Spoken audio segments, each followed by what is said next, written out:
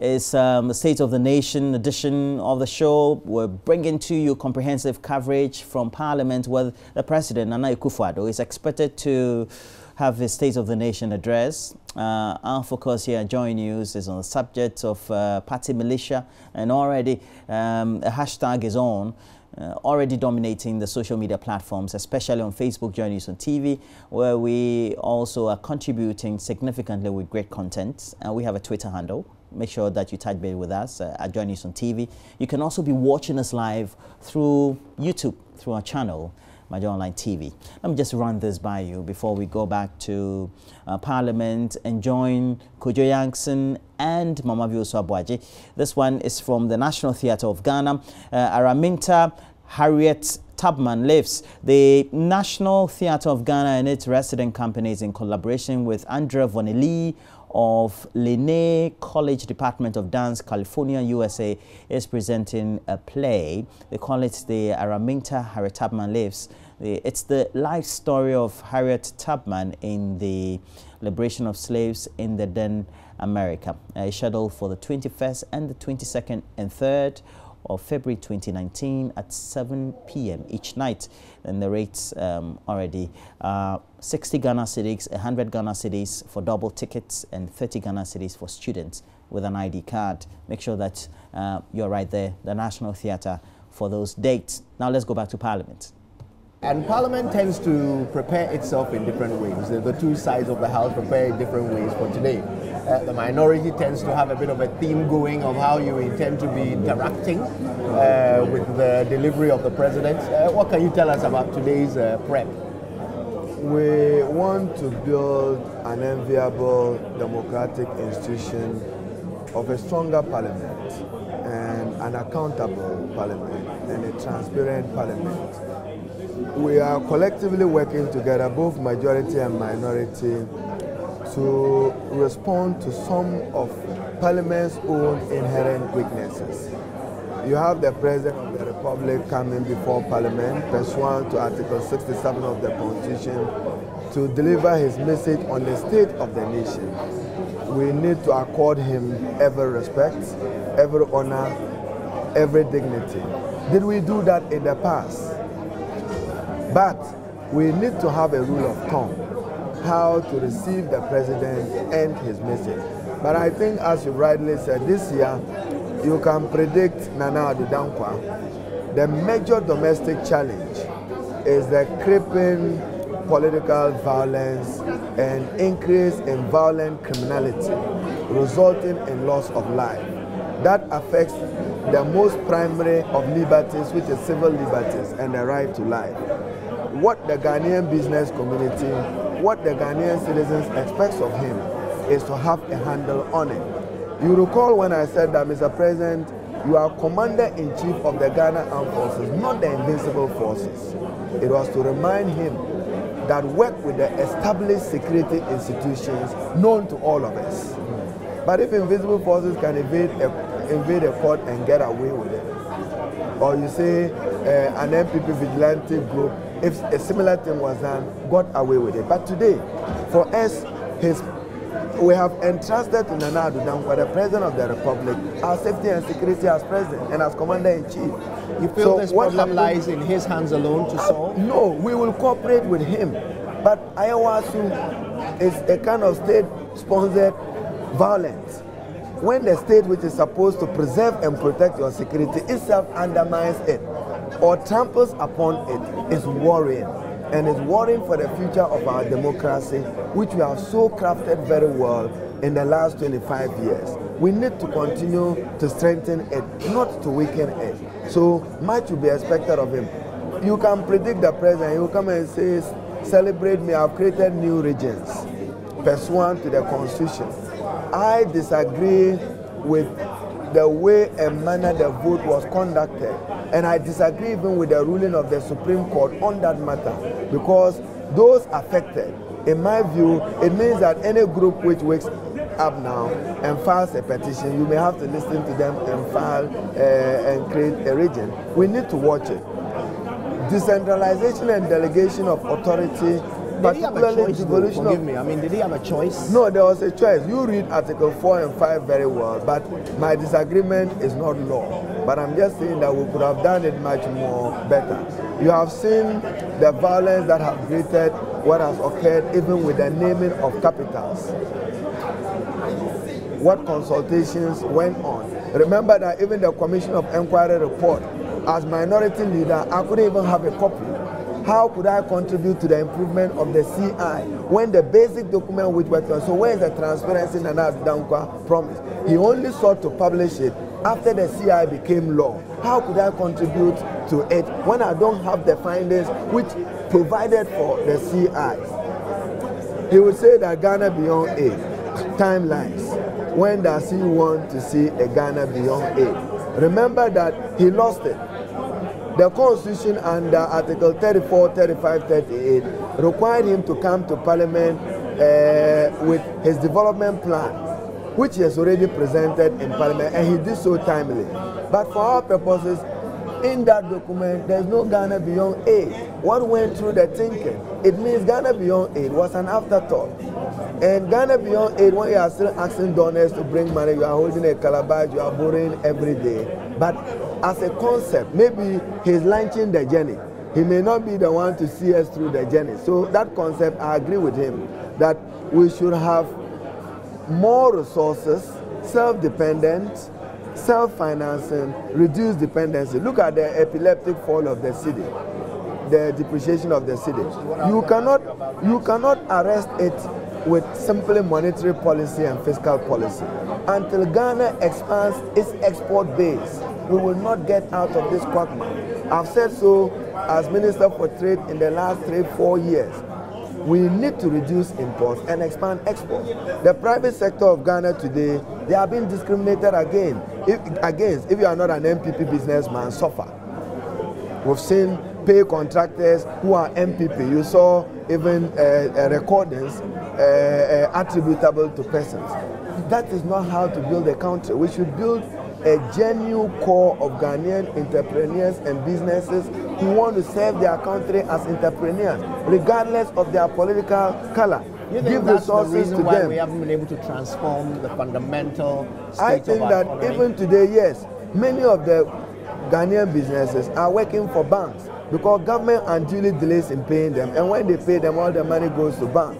So Nana Addo Dankwa must get his Minister for Finance, Trade and Industry and others to stop giving businesses haircuts. They are renegotiating even contracts. Should they lose power tomorrow, must we say that every contractor come back for renegotiation? Are you respecting the sanctity of contracts? You feel that's the reason why our city is struggling?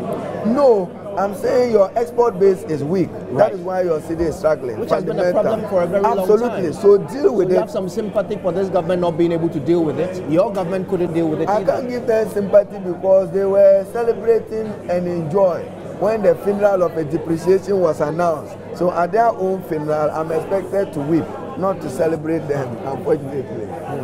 So what are you expecting the president to say, particularly about the city? He can't tout a success. He can only perhaps promise a strategy. What possible strategy can he promise? Every president will use State of the Nation to flaunt what he calls his remarkable achievement and attempt to cover up his disappointments. It is for the minority to mirror the disappointment and to mirror the expectations of the Ghanaian people. That is the beauty of a democracy. Parliament is the forum where right and wrongs are debated. But right must prevail, not majority. When the right argument, like as we are debating, if the quality of your debate is superior to mine, I should humbly yield to you for the good of the country, not dismiss it because I have majority. But that never happens in this house, unless you're talking about something of mutual benefit. We have to find money, allowances for parliamentarians. We have to find a way to be able to deal with it. So the president will say, I've created regions. The president will say, I've created a number of districts. He would announce that he's exiting the IMF. What preparations have we made to consolidate the gains and sustain the gains of an exit of an IMF? He's been touting fiscal responsibility. Don't forget, the Public Financial Management Act passed by Sektekbe under President Mahama remains the most comprehensive fiscal legislation in our country's books. If you add on to it, don't come and behave as if fiscal legislation only started under your era. In any case, I reminded them, where is the Fiscal Responsibility Council? Why didn't we make it a creation of statute? You come midnight to pass such an important law and suspend the standing orders because you will not allow Ghanaian economists to enrich the debate and to contribute to the quality of it. That was wrong. I pointed it. You can look into the answer. Road infrastructure across the country, road contractors, get found contractors are even perceived to be NDC contractors. They work for the state, they work for the government. You have an obligation to pay them. The Minister for Education came to Parliament for $1.5 billion. Let us know who has been paid and for what. Yet, when they came to Parliament, even the bank from whom they were to borrow was not stated in any document. Kojo? Strong parliament or a weaker parliament. In fact, yet we shouted here that go and borrow $1.5 billion without knowing the parties to the contract. It was when I raised it that Honorable Akufo-Addo Osei said, Carl Bank, outside the corridor here, let it reflect in your document. You are going to pay 19% per annum. I hope I get it right. On 1.5 billion, when you yourself says that I need only 500 million between now and next year. Stay to the 500 million because the per annum will affect the 1.5 and not the 500. Right. Infrastructure, they are borrowing. This government always said they know where the resources are borrowing. Hydro, 640 well, they say million. it's a barter. What barter? By you, who is holding gender and who is holding tomatoes and who is holding oranges as a barter? So let me ask. Look at the terms of Hydro. It's a loan. They've only been deceptive because of the IMF program. Because the IMF will not tolerate it, but they should not exceed the debt ceiling. Fiscal deficit as a percentage of GDP have only improved because of the rebased GDP and not because of their superior debt management strategy. Let me ask you this. I want us to talk a bit more about security. It will obviously feature in the State of the Nation. But I want us to link it to the state of Parliament, you know, because you asked the question about whether Parliament is now stronger or weaker. The minority in Parliament, one of your members, Sam George, was on video being assaulted during the Ayawaso West Wuogon violence. I haven't heard any calls for the Privileges Committee to activate. When I rose the next day to ask for the referral of the matter to Privileges, the Speaker refused to oblige me to do that. So not until Parliament excuses itself from being a clearinghouse for executive excesses and executive embarrassment will remain a weaker Parliament. What was the Speaker reason? denied me the opportunity. Let's be fair to him. What was his reason? Probably we should have discussed it as we do at conclave. But whatever it is, it's an exigent matter. The privilege, the Speaker is the custodian of our privileges and immunities. And even not just the matter of privilege. To refer the matter to the police as minority leader, I was denied the opportunity. How can that happen? My first was not even to, contempt was my second issue. The first issue was to ask for the police to take the matter up and invite the Minister for Interior and the IGP to Parliament. That opportunity was denied me. Those are the things we need to strengthen. The neutrality and impartiality of the Speaker is as important as the quality of Parliament. Is that not always the case? The majority has their way. Peter Alajete did well, late Justice Annan did well. Professor Michael Kwe is doing his best in other areas, like where there's consensus between majority and minority. I respect what he does with it, when the two of us are able to build at idem on any matter. But that's easy though, isn't it? But no, to deny a minority leader raising an issue of contempt was not the best of actions. Is there some other avenue for you to bring it back up? Do you intend to? There is now a commission of inquiry, so we are all looking up to it. And that is what is affecting. So a member of Parliament can be slapped and you walk away free. How safe are you without those extra privileges and rights guaranteed to you? I think that we need as a country to deal with crime as crime. Any person who commits it, regardless whether you are MPP or NDC, deal decisively, timely, and ruthlessly with the person. And Now, let it be a detail. let's talk about the militia groups. JoyNews has started a campaign to disband party militias. I join you absolutely, and we should do so through legislation, but entrust the security in the hands of the legally established security institutions. Nothing more. Don't politicize the police service. Don't politicize national security. Don't politicize the armed forces and the defense. How were they recruited? When were they recruited? What's their minimum qualification? I'm challenging government to publish the list of all persons recruited and their background. National security. I doubt they What can do national that. security? Well, police. We can demand it. Don't worry. I can demand it on the floor of parliament. But you see, Kojo, we need to work for the good of our country. So President Nana Addo Dankwa must come and respond to how, assure all of us, how he will preserve the safety and security of Ghanaians, how he will preserve Ghanaian entrepreneurs and the private sector, not semantics and not words. And we all have a role in this, don't we? I mean, we are ready to cooperate. Enjoy FM. Kojo, let me give you some quiet job. The tracking system of the Free Senior High School. yeah. With my long years as minority leader, a lot of young girls are suffering at home, and some, I understand, have even gotten pregnant as They're a talking result about the of double track yes. system. So we should get an investigative journalist to focus on it across the country. You believe the problem is pervasive enough? Let the revelation come from the investigation. But I've given you a clue. How many young girls in waiting for tracking have had to become mothers? Then you must be pleased with government's plans to sort of kill it off slowly, I can't be starting from pleased next year. until this investigation is done. Thank you very much. Right, just before you leave, if we can very quickly get your views on the vigilante groups that the NDC has They should be inaugurated. disbanded, all of it. All the vigilante groups should be disbanded. So the Hawks will be disbanded. All of it. All of it. You know, it's the counter, the reprisals.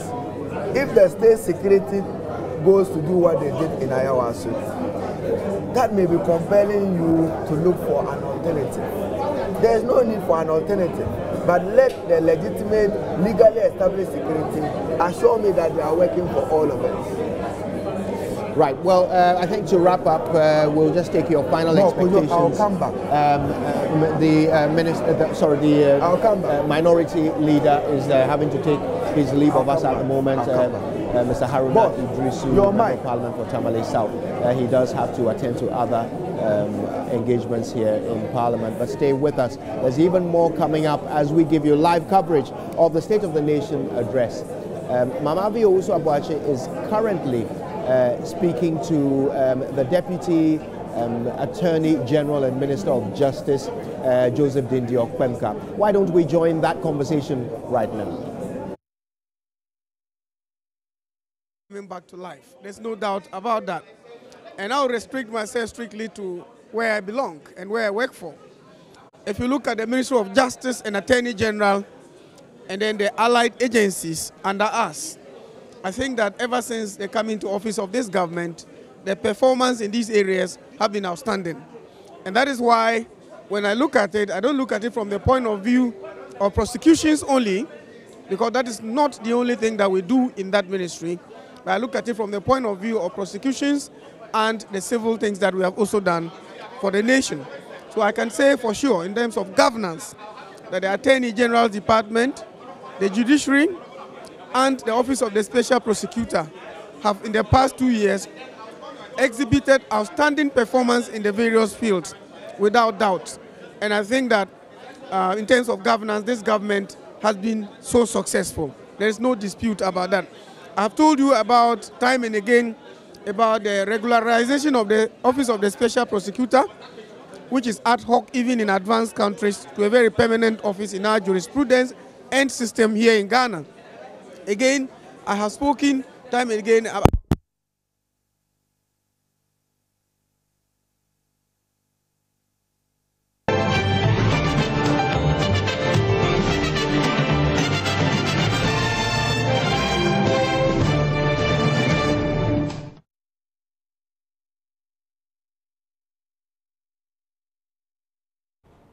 All right, thanks for staying with us. And you're still watching the AM show, and it's our extensive coverage of the President's State of the Nation address, also known as SONA. Now, we expect him to deliver a number of messages on the economy, on our security. But now, let's hear from some Ghanaians on what the expectations are ahead of the President's delivery. Let's start from home, right here in Accra. Job centers are collapsing. Even I'm a Uber driver. Most of the bankers came to join the drivers now, so make the work is now difficult for us. For how we can go in and out is now more, it's less.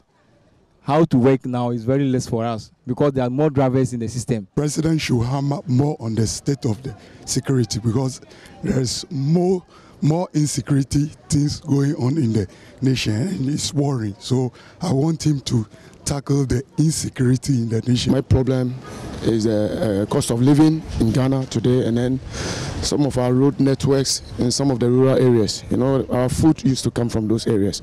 So I believe the focus should be at those sides, especially the Eastern Corridor. See the situation or the fiscal policy is not really having impact on the economic activities that are going on at the moment. So I think something seriously has to be done about the falling value of the cedi.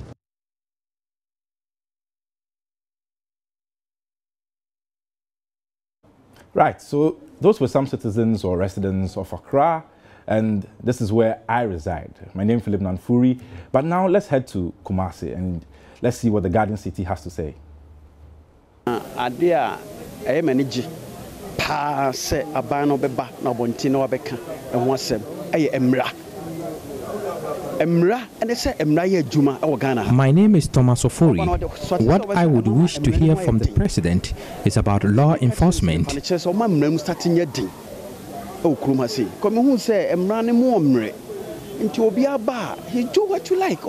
appears some people in this country are above the law, and what saddens me most is how the security system works in the country. Previous time,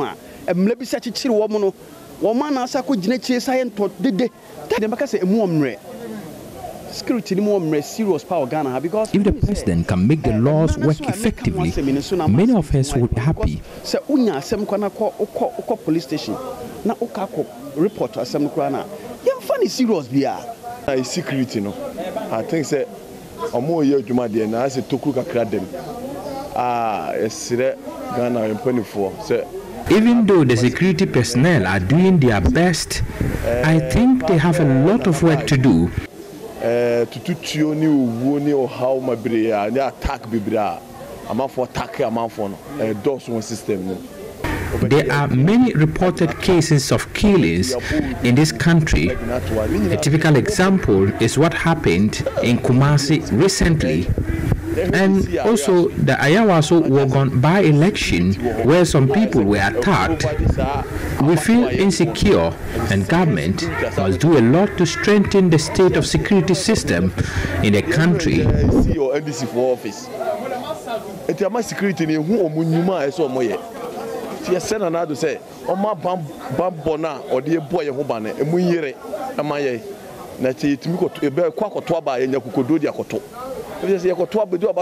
2020, not different security. How can you know say or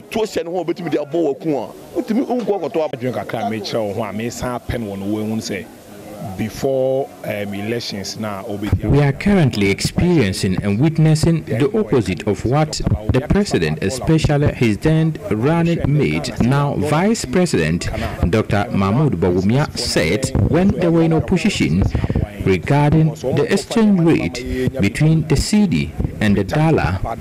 Now people are bitterly complaining about the depreciation of the cedi against the dollar. Can Bawumia come out to explain to us what is causing the continuous depreciation of the cedi against the dollar? Ghana and Fiso Biaso Mubede, Combe na BBI move kama near Yamana Nabino Amo or Sadiano. Me my drink me president I can't want na $1 So we just heard from some residents and traders in Kumasi, and atop their concerns is security and obviously the exchange rate, Ghana cedi to the dollar. Let's move up a bit to the north and take the views and concerns of the people of Bolgatanga.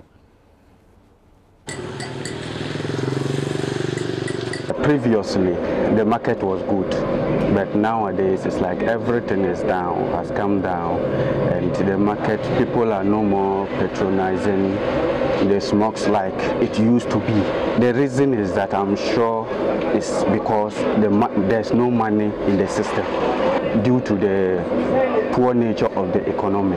That's why people are no more patronizing the smokes like they used to do. If the economy is good, we would have seen it in our pocket. The difficulty is that there is no money in the system. There is no money in the system. When you talk to, they say it's about the exchange rate. Every now and then, the dollar is going up and down, up and down. Last year, for example, we're not getting goods to do our weaving, and it was so difficult from September up to December. We're not getting our yarns. When we want to complain, they will say the currency is too high. They can't provide us. So we're like that till this year. We started getting some small, but the cost is too high. This new year, dear, in fact, since the prices of things are very high, the price of corn is very high. We go to Akufo-Addo for all these foodstuffs. Look at the fare and everything before it lands here. It should be 130, 135 a bag. In our business, the market is going small bears. Most of people, whenever they come to buy, they always complain of the price. A lot of people consider whenever fuel rise, things always increase. Our road from Bolga to Boko is a problem. And then we pay tax. And it is through our tax that they use to develop all these roads for us and all this. But we are not seeing it. About Boko and Bolga roads, last 2 weeks we had an accident about 2-3 times there. The road needs to be constructed. So that was some residents of Bolgatanga sharing their expectations ahead of the president's speech on the State of the Nation address. Before that, we heard Kumasi, and before that, we heard residents of Accra. And you know, atop all this is the security state of the nation, given what's happened with regards to the by-election violence and what's going on. And also the economic fundamentals, the cedi to dollar exchange rate. Prior to the 2016 elections, the minority at that time, now in government, was very heavy on these discussions of the macroeconomic fundamentals. And we saw back then the candidate for the New Patriotic Party, now he's the Vice President, Dr. Mahmoud Bawumia, speaking a lot about the economy. And we've seen that the cedi has depreciated a bit. Some will say a bit, some will say very high. But now we're going to look at other parts of Ghana. We'll start off with security and highlights of our security state as we speak. Law enforcement agencies to crack down very hard on all those who disturb the peace of our nation. An initial amount of 800 million is to be used to procure and supply critical modern policing equipment and gadgets to enhance the capacity of the police to enforce law and order. And I'm sure you've seen the Ghana Police Service with some new vehicles, specifically Toyota Camrys. Before that, they had some Hilux pickups used for patrols and other things, just to improve what they have in terms of logistics. Okay, so 1,000 vehicles, motorbikes, and ammunition to be purchased for the police. We've seen some vehicles already, we've seen some motorbikes. Governments to purchase drones and helicopters to assist the police combat violence and environmental crimes and perennial problems associated with the police accommodation to be tackled. And this was something that has come up over and over again, even from the 90s when it comes to police accommodation. We need to ensure that they have a better environment to provide these services. Let's move on to the economy and let's see what's happening there. A very interesting part for me. So highlights were from the State of the Nation address. Reduced taxes, yes, we've seen it come down, and some are complaining about this vehicle tax, the luxury vehicle tax. I don't know how that will go, whether that will be touched on, but let's expect something.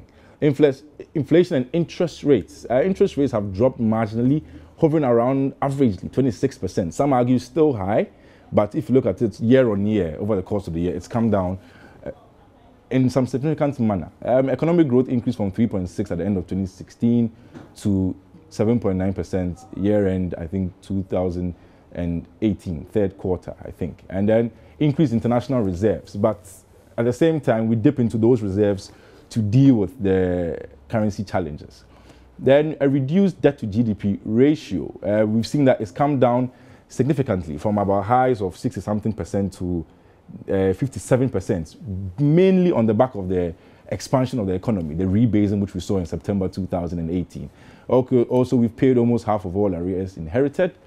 3-year IMF-supported extended credit facility program to end.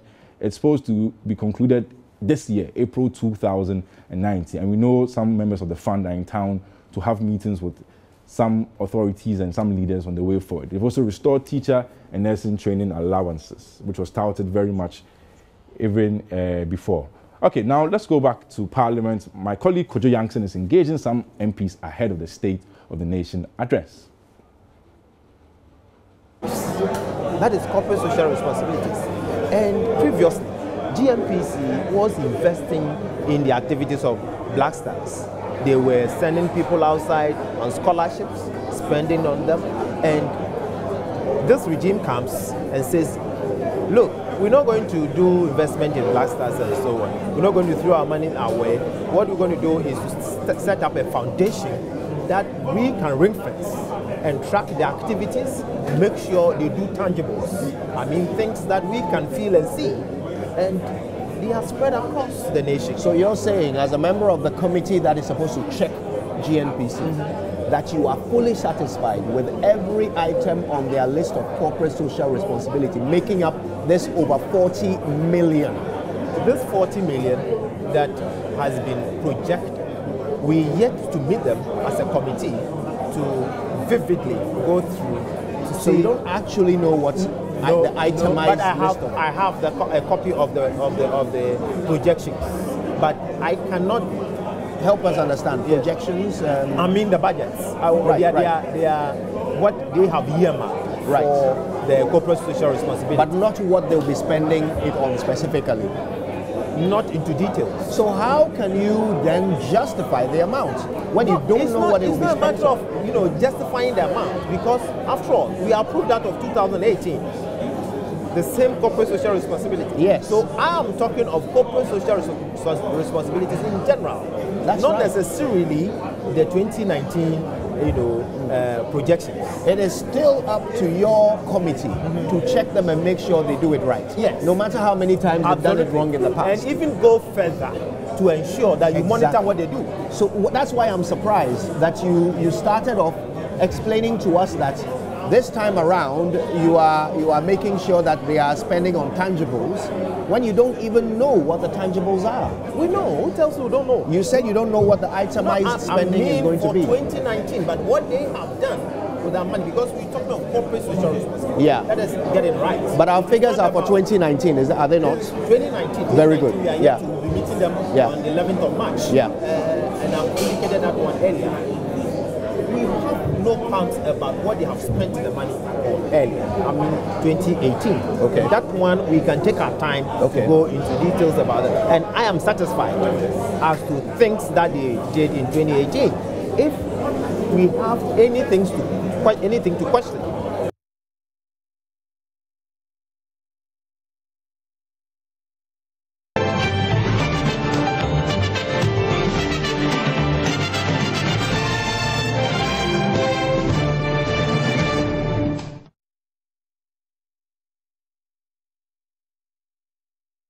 somewhere to develop. If we had started this, I believe we could have gotten something to show that these are things that we got out of our oil resources. So I don't have any problem,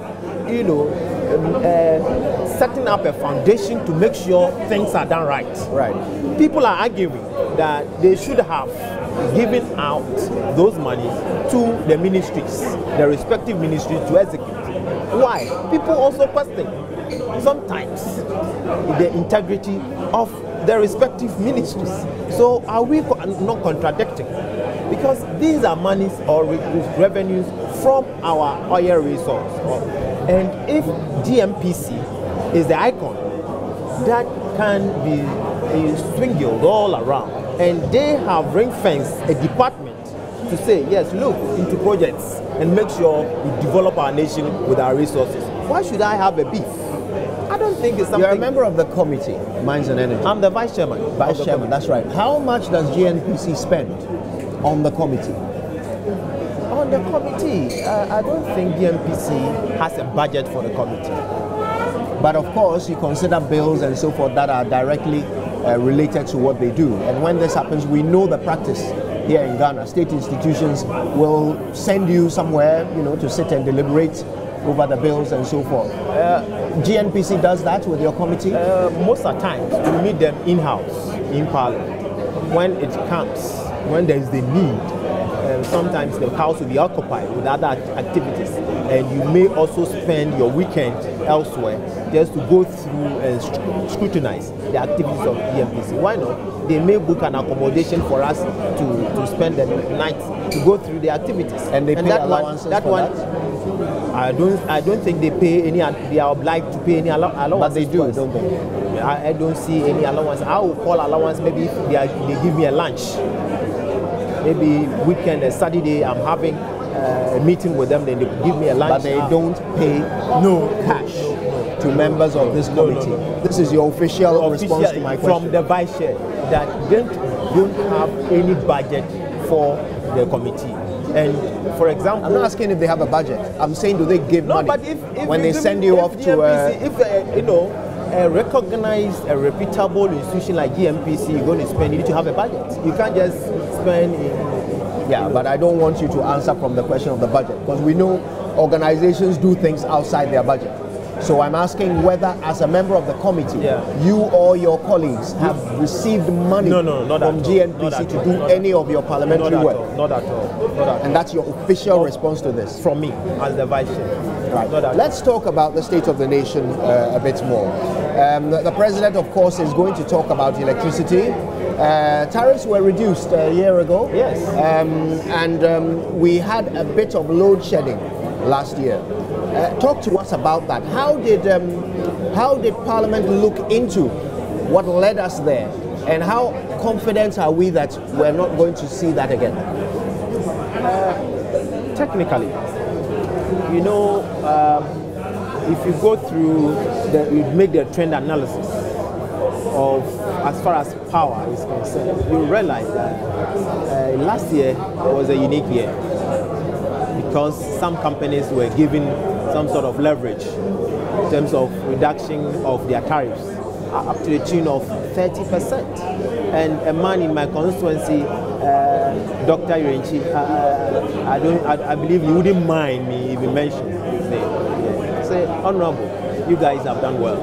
But for you, I wouldn't have been able to pay my bills. I had my bills, my tariffs especially, been reduced up to the tune of 30%. Say thank you to His Excellency the President. So that is how people felt the reduction thing that we did. So, and those in the households, they also had something not less than 20%. So, obviously, it also got impact. Was it up to 20%? 17 thereabout. Okay. Obviously, it had some impact on the inflows of ECG and other related organizations. Going forward, the expectation is that once there was a reduction, then there will be subsequent increment. But I'm not envisaging to see any increment. We met PURC that has the constitutional mandate to review tariffs. We met them and they did not come up with any such signals. And I don't think going forward we may see any increment. But the president is conscious of the plight of the consumer and is always asking for prudent management of our energy sector and for that matter power sector. So we're hoping for the best. We're hoping to see a fruitful presentation. We know, you and I know how Ghana, our situation is. Very stable. We are on track. IMF has indicated that World Bank has also done same. So I believe we're going to have a touching sonar from. And my question was about the load shedding that we had. The load shedding. Did we have an official load shedding last year? A defined official.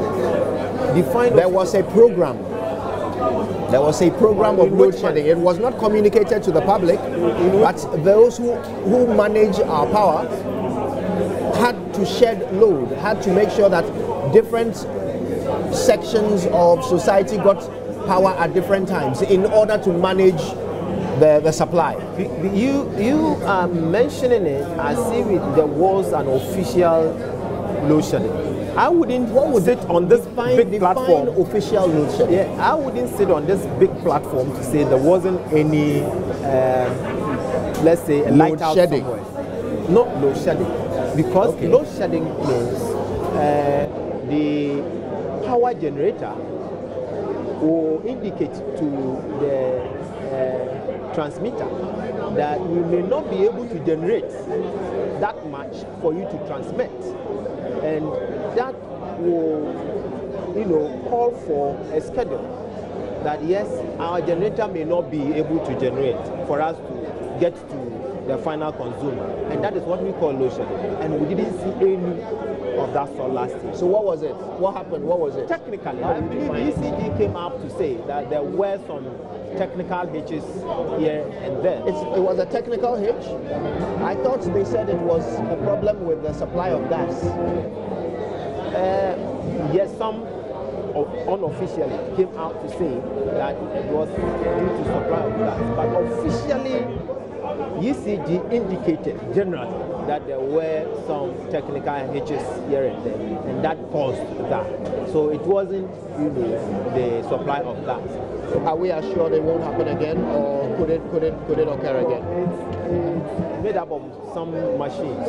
As for machine, it may trigger certain things that I may not be able to envisage now. But I believe what we have, we can generate enough to supply to our final consumer. Right. Mr. George Duka, thank you so much for your time with us. I'm also grateful for your time. Now, George Duka is the Member of Parliament for Takwa and CIM. He's also the Deputy Vice Chair of the Mines and Energy Committee here in Parliament. Now, let's catch up with Mamabi.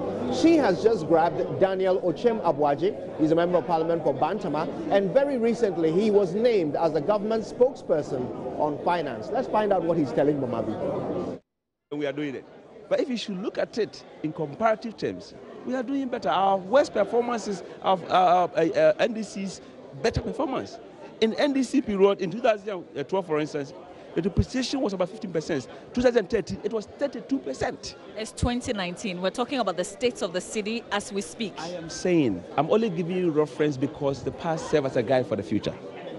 We cannot forget about our past. But isn't that why they are not the ones in government, but you are? Because you said you're going to do a better job. We didn't expect to be here with the city. Nana, depreciation will happen regardless of which government is in power. The issue has to do with the magnitude of what depreciates, the magnitude of the depreciation. And I'm saying that in our 3 years of performance, go and look at it. So what do we expect the president to say in terms of how we arrest the city? I definitely expect that the government will mention that maybe through his policies or through Bank of Ghana arrangements, there's a medium-term, a short-term, and a long-term plan to deal with it.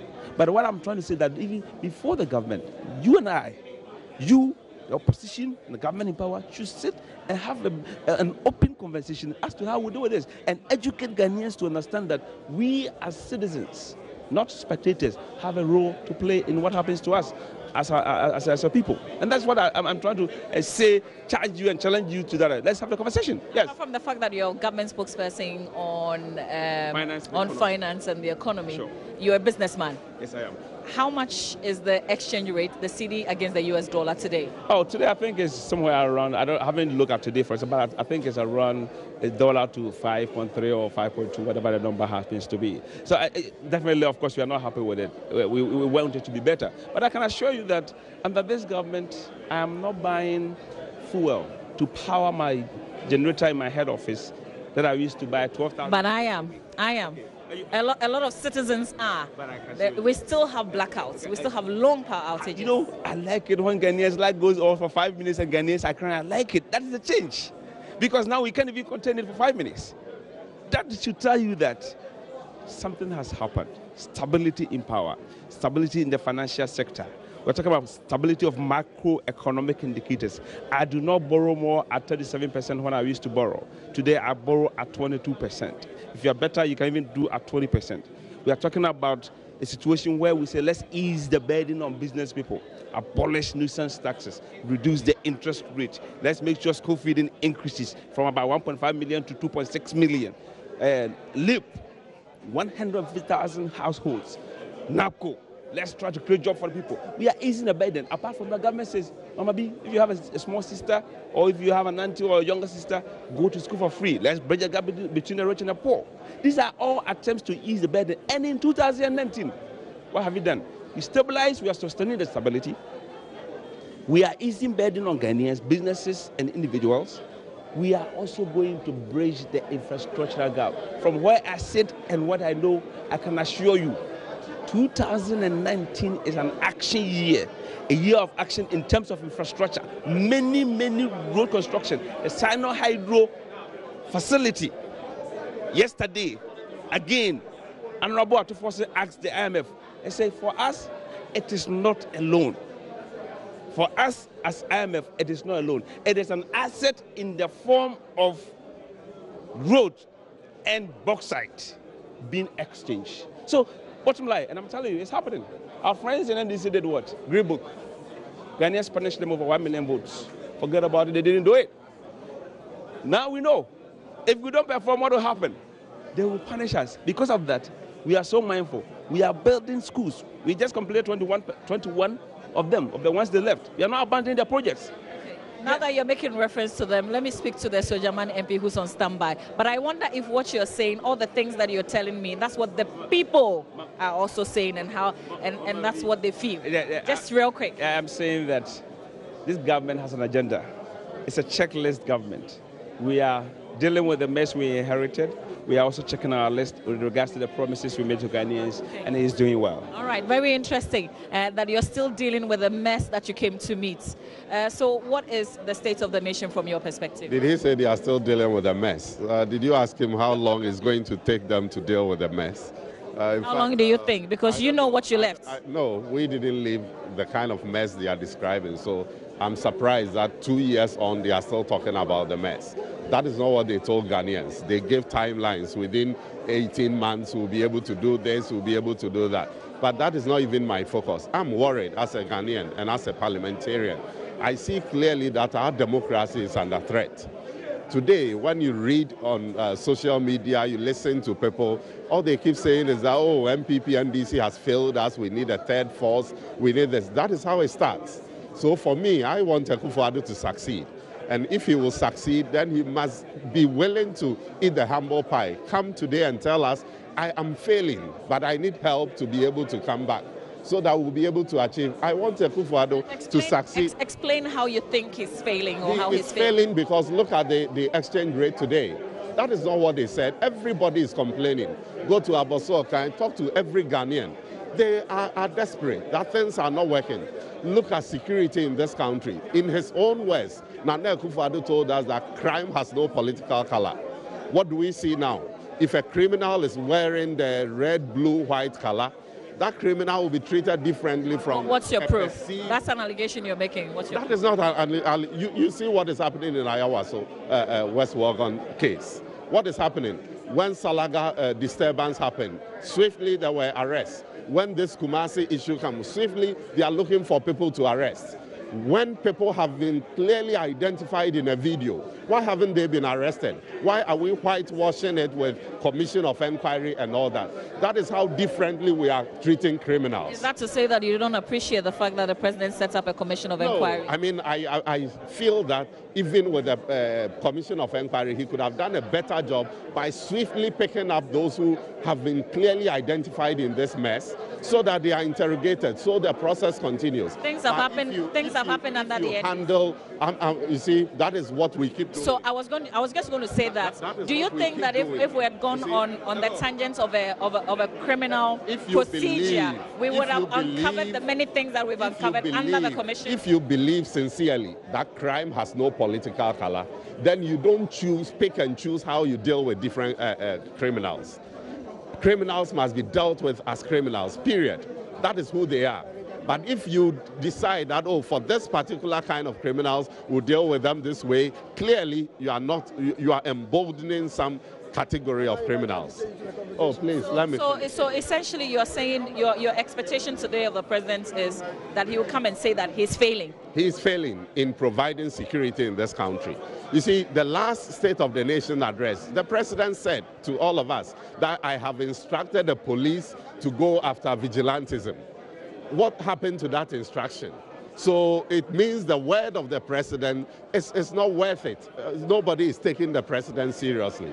So if the president is coming today to tell us again that I've instructed the police to do this, the same thing he said last year, and that situation is worsening, then it is not worth it. Look at what is happening today. So the president must sit up. I know his speech will be dominated by creation of regions and all that. It will be dominated by free SHS, planting for food and jobs, NAPCO and those things. But what is the real effect on the ground? This is not, so I want the president to help us save our democracy. Let me put this to you. Are you, in terms of the NDC party, not a contributor to this militia groupings that we've seen now that is getting out of hand? You see, I believe that from what is happening, everybody must try to build people to defend himself. Because if we will be attacked and nothing will happen to them. So we are watching, everybody is watching critically with how this commission of inquiry and the end of it. Because if it only comes to uncover and nobody is punished, then of course going into 2020, nobody will have to sit down. But if a decisive action is taken and all those involved are punished, then it will send a very strong signal that we don't need it. It is good in our interest to allow the police and security agencies to protect all of us. We don't need this vigilantism. That is not the way to go. But if it is going to happen that for MPP, their vigilante groups will do things and nothing will happen, but others will do, then everybody must protect himself. So the ball is in the court of the president. He must show the lead. He must show to Ghanaians that he is willing to disband his and allow the police to do their work. If that happens, trust me, because we are all for it. So until then, NDC is keeping the Hawks and all the others? Of course, we have to even build more to protect ourselves if the president cannot disband his and allow the police to do their work. That's interesting and scary. Of course, that is the reality. Because look at what has happened in Ayawaso West Wogan. If nothing happens to these people, that is exactly what will happen in 2020. They will do more and nothing will happen to them. Thank you very much. That's Member of Parliament for Sojaman and NDC MP. I'm handing you over to Kojo, and Kojo is the Information Minister speaking to Kojo Yangsing here on the AM show. It's our special edition. This is the day that the President comes to Parliament to give us essentially the state of the nation.